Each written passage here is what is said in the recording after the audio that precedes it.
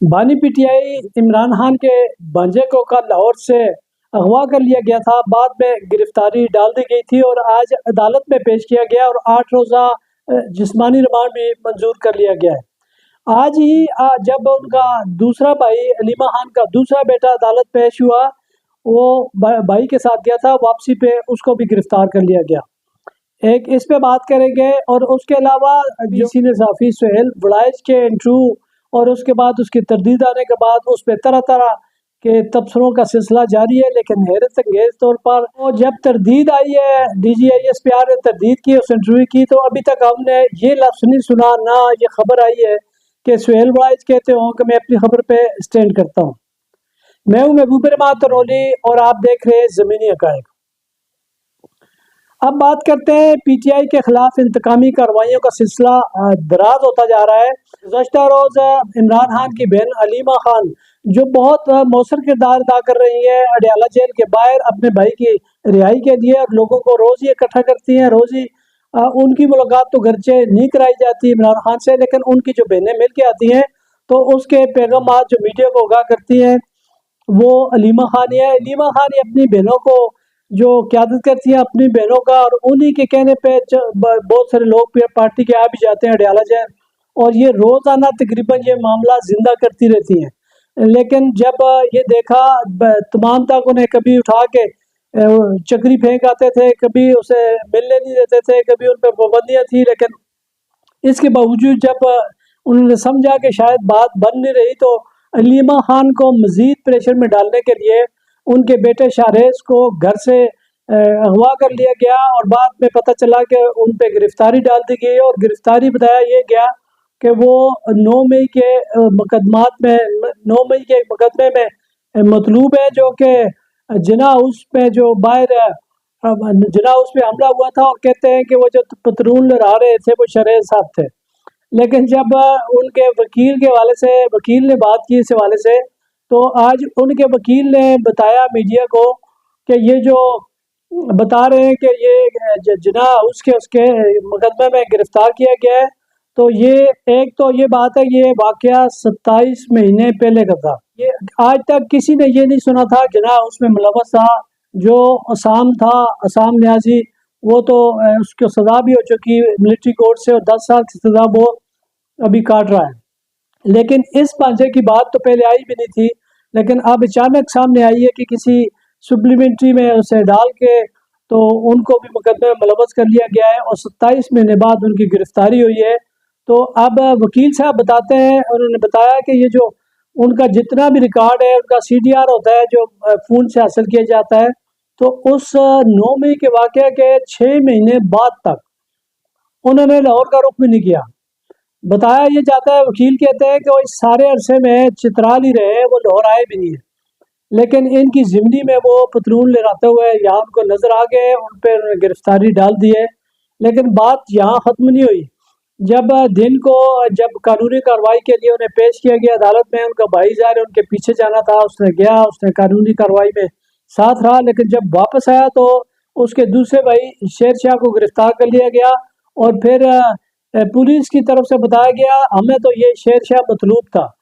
तो शेर शाह की गिरफ्तारी के लिए हम गए थे, तो हमें दूसरा भी मिल गया,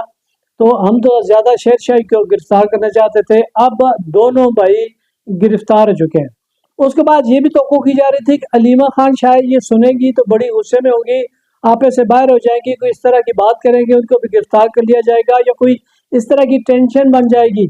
पीटीआई में या उनके ख़ानदान में कि ये बच्चे गिरफ्तार हो गए हैं फला फला।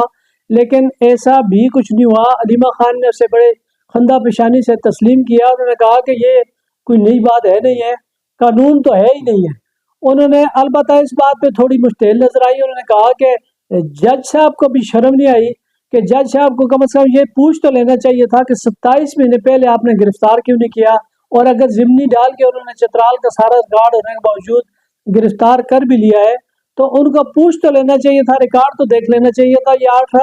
8 दिन का जिस्मानी रिमांड तो बनता ही नहीं है। लेकिन फिर उन्होंने कहा कि ये मज़ीद भी इससे तवक्को कर सकते हैं, ये तो कुछ भी नहीं है, इससे मज़ीद भी हम तवक्को करते हैं, लेकिन हम अपने भाई, अपने जो बच्चे हैं, इनके जो गिरफ्तारी हुई है, इनकी रिहाई के लिए किरदार अदा करेंगे, اور اس سسٹم سے لڑتے رہیں گے، ہمیں کامیابی ملے یا نہ ملے۔ یہ تو بات ہو گئی یہاں عمران خان کی، وہ جو ضمانتیں ہوئی تھی کے بعد جو ایک تھوڑا سا موڑ ایسا آیا تھا کہ کچھ پی ٹی آئی میں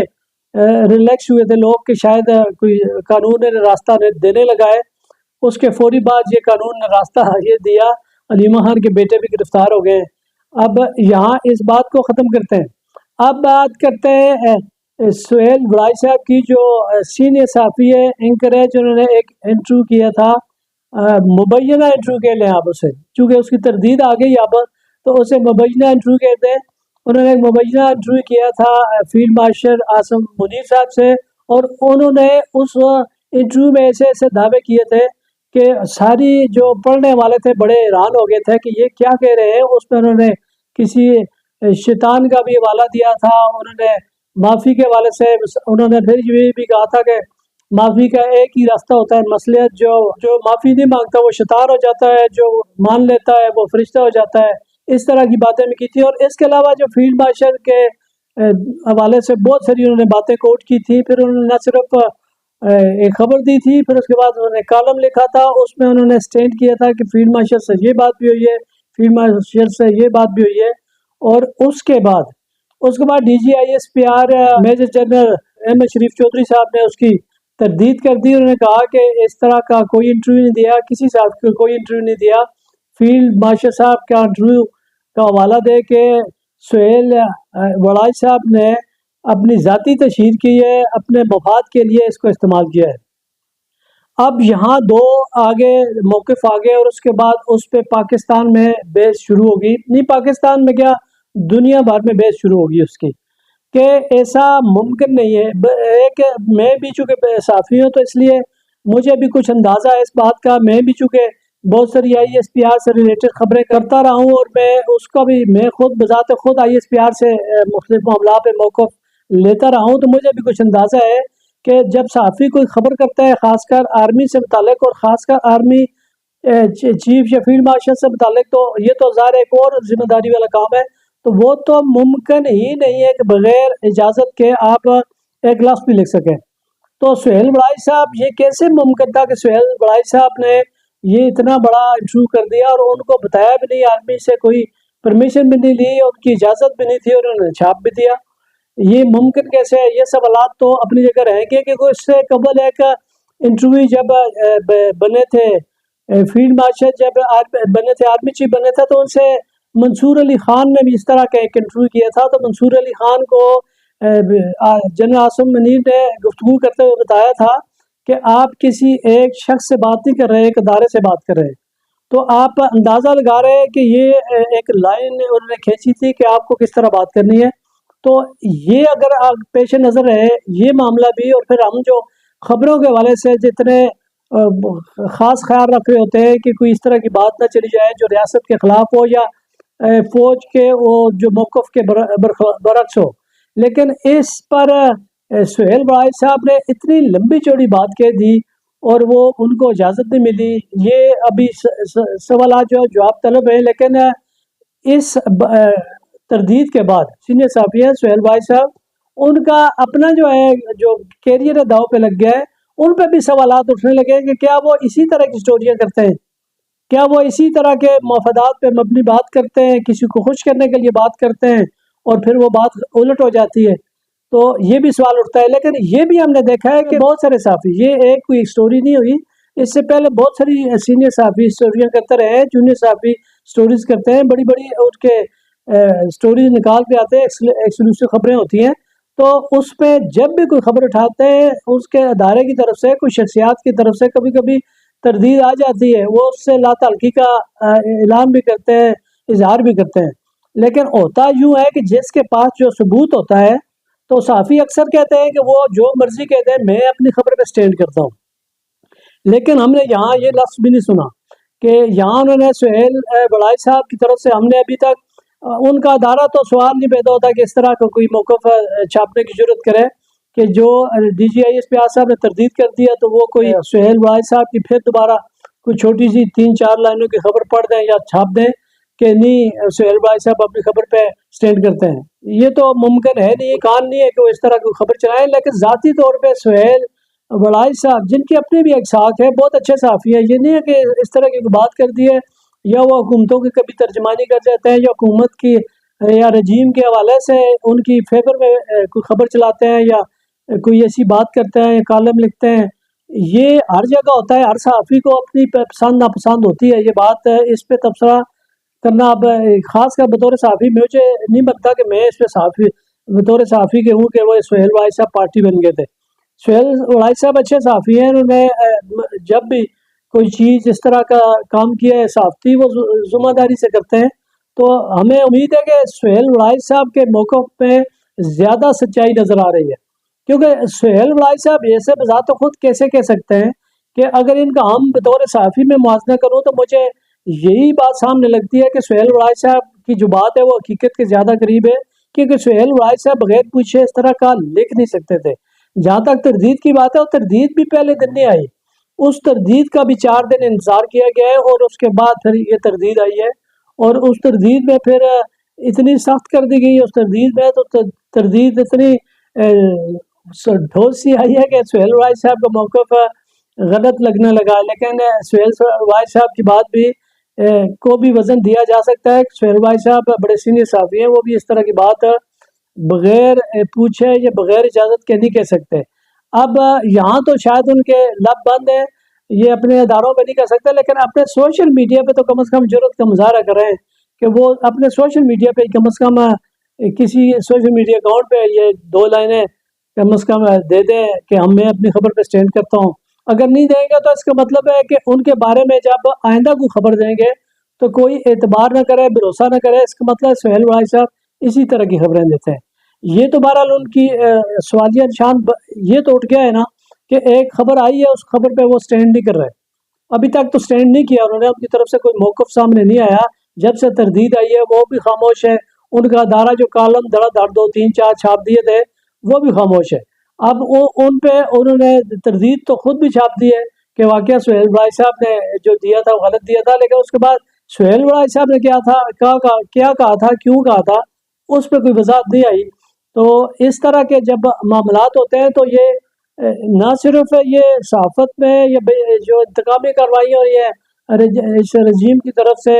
اور اس کے علاوہ جو عدلیہ میں سب کچھ ہو رہا ہے، یہ سارا کچھ بہت سارا معاملات ہیں جو پاکستان میں نیا ہے۔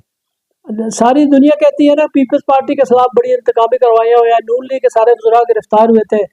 تو یہ صورتحال تھوڑی سی مختلف ہے، آپ کو تھوڑی سی نہیں بلکہ زیادہ مختلف ہے۔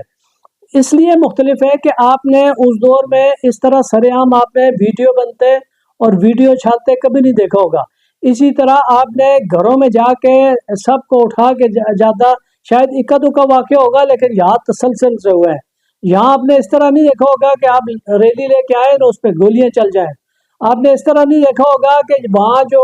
اپوزیشن لیڈر ہے سینٹ پہ، اپوزیشن لیڈر ہے قومی اسمبلی میں، اپوزیشن لیڈر ہے پنجاب اسمبلی میں، تینوں کے تینوں نائل ہوتے ہیں اور تینوں ڈی نوٹیفائی ہو جاتے ہیں۔ اس طرح کی روایت نہیں ہے۔ اس طرح نہیں دیکھا ہوگا کہ ایک پارٹی 200 کے قریب آپ نشستیں لے آئے اور اس کو بعد میں آپ اتنا کم کر دیں کہ کسی اس پارٹی کی جس کی پارٹی کی معینہ طور پہ 17 نشستیں تھیں اس کو حکومت دے دی جائے۔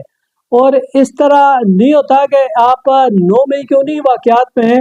ایک طرف سزائیں عدالتیں سنا رہی ہوں، مقدمات بنے ہوں اور مقدمات کی تعداد بن جائے، سینکڑوں میں چلی جائے، بعض لوگوں پہ سینکڑوں بھی ہیں، تو انہی مقدمات میں جن میں عدالتیں سزائیں سنا رہی ہیں، انہی مقدمات میں ملوث لوگ جنہوں نے آ کے نیشنل پریس کلب اسلام آباد میں پریس کانفرنسیں کی، وہ سب کے سب ان 9 مئی کے واقعات سے بالکل الگ ہو گئے۔ تو یہ اس طرح کی جو کارروائیاں ہیں یہ ہم نے پہلی مرتبہ دیکھی ہیں، ملک وطن عزیز میں ہم نے پہلی مرتبہ دیکھی ہے، اور یہ کوئی اچھی مثال نہیں ہے۔ یہ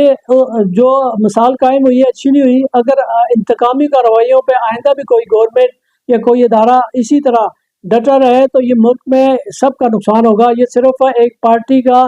عوام کا یا سسٹم کا نقصان نہیں ہو رہا ہے، یہ پورے پاکستان کا نقصان ہو رہا ہے۔ اور اس طرح کے ماحول میں جو نئی نسل پلے گی وہ قانون اور آئین کا کیا احترام کرے گی، وہ اس جمہوریت پہ کیا یقین رکھے گی، وہ ان اداروں کے بارے میں جب اس طرح کی باتیں سنے گی تو کیا اس کے دل میں احترام آئے گا، تو اس طرح کی جب مقدمات بنے کہ کیا عدلیہ ان کے نظروں میں بہت کوئی اچھی چیز ہوگی، بہت کوئی قابل احترام چیز ہوگی عدلیہ اگر اس طرح کے فیصلے آئیں گے،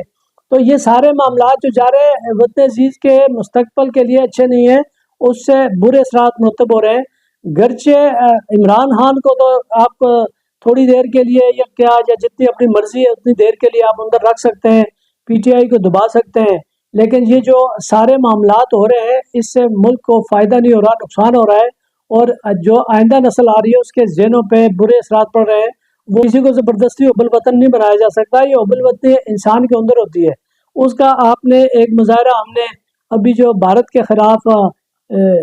جنگ ہوئی ہے چند دنوں کی، اس میں پاکستان نے شکست دی ہے بھارت کو، تو اس کے بعد آپ نے دیکھا نا یہ حب الوطنی آپ کو ترانے بنانے کی ضرورت نہیں پڑی، آپ کو نغمے بنانے کی ضرورت نہیں پڑی، آپ نے ایک عملی کام کیا، اور حب الوطنی کس طرح تھی لوگوں میں، اس کا آپ فوج کے ساتھ عوام کس طرح کھڑے ہو گئے آپ نے سب نے دیکھ لیا۔ تو یہ ہوتا ہے کہ جب عملی کوئی کام ہوتا ہے تو اس کو فالو کرتے ہیں، لیکن باتوں کو کوئی فالو نہیں کرتا، سچ جھوٹ کا ہر بندہ تمیز کر سکتا ہے، ہر بندہ ریئلائز کر سکتا ہے۔ اجازت دیجیے، خدا حافظ۔